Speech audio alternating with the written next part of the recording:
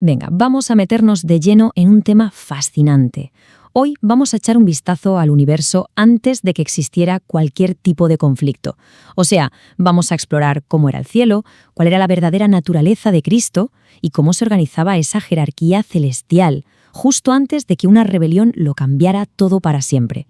Para empezar, esta cita de Proverbios, que se atribuye a la sabiduría de Cristo a través de Salomón, ya nos sitúa en un escenario, de una grandeza y una eternidad que casi no podemos ni imaginar. Habla de una preexistencia, de un tiempo anterior a la creación del mundo. Nos transporta a una eternidad, por así decirlo, sin calendario, mucho antes de todo lo que conocemos. Bien, en esta primera parte vamos a poner los cimientos de todo el orden celestial, y para eso tenemos que centrarnos en la naturaleza de aquel que es el principio de todo, el Verbo. A ver, esto de el Verbo, que leemos en el Evangelio de Juan, es absolutamente clave. No es solo un nombre bonito, se refiere a que Cristo no fue un ser creado, no, es que es Dios en esencia, uno con el Padre desde siempre, desde la eternidad. Entender esto es la piedra angular para comprender cómo funcionaba todo en el cielo. Y aquí viene lo realmente potente de esta afirmación.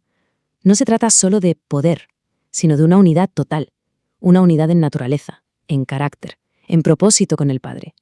Era una comunión tan íntima, tan completa, que ningún otro ser, por muy alto que estuviera, podía ni siquiera acercarse a compartirla.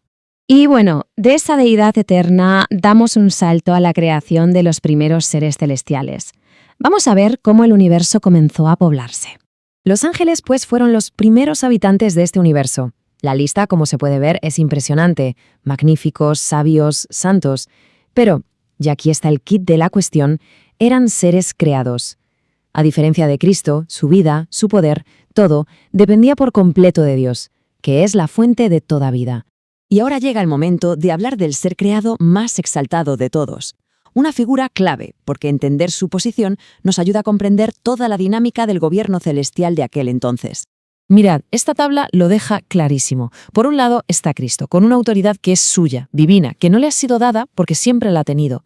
Y por otro lado está Lucifer, cuya posición, aunque era la más elevada que se pueda imaginar, era un don, un estatus que le había sido otorgado por su creador.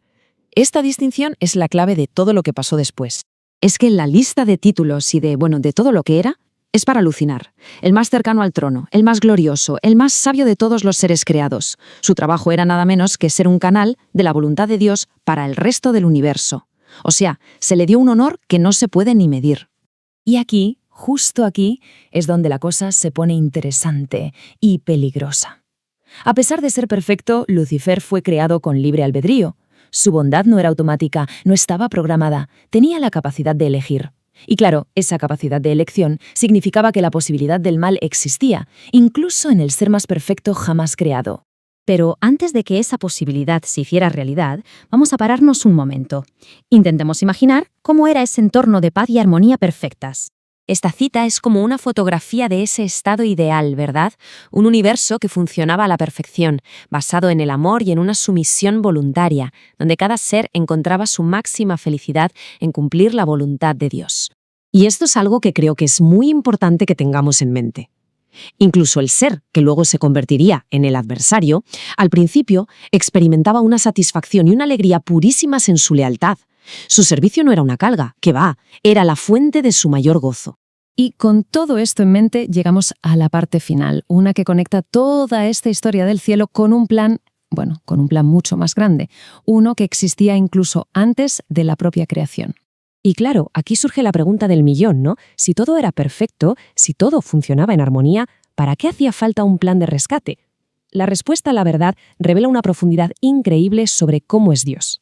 Y la respuesta es alucinante, porque el plan de redención no fue una especie de plan B improvisado ante una crisis, para nada. Como vemos aquí, fue una estrategia proactiva, un pacto eterno establecido en la mente de Dios, que se basaba en su conocimiento previo de que el libre albedrío podía, y de hecho llevaría, a la rebelión. O sea, que esto no fue algo que se sacaron de la manga. El plan de salvación es, en realidad, la demostración definitiva de los principios que siempre han gobernado el universo: el amor, la justicia y la misericordia de Dios, que son tan eternos como Él mismo. Y esto nos deja con una idea final para darle vueltas. Si la respuesta a la mayor crisis del universo no fue una reacción tardía, sino un pacto eterno, ¿qué nos dice eso sobre el propósito y la esperanza en medio de los problemas que afrontamos hoy? Pensar que la solución ya estaba planeada antes de que surgiera el problema, la verdad es que ofrece una perspectiva completamente nueva sobre el sentido de la historia y nuestro propio lugar en ella.